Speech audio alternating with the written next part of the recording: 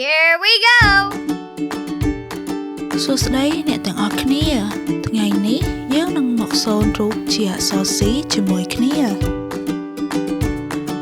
យកដីឥដ្ឋមកពុតជារាងអក្សរ C ចំនួន3ជាស្រទាប់នំខេក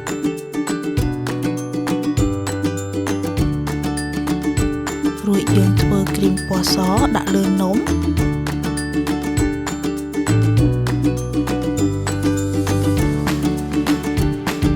រួចយើងធ្វើគ្រីមសូកូឡាគ្របនំមួយជាន់ទៀត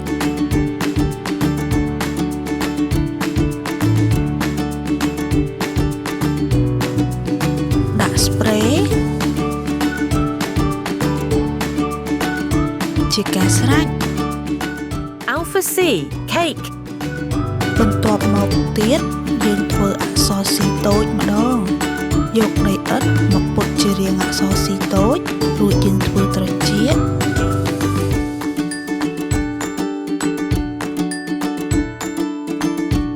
ធ្វើភ្នែកធ្វើច្រមុះមាត់ធ្វើឆ្នូតខ្លួនជាការស្រេចLittle C cat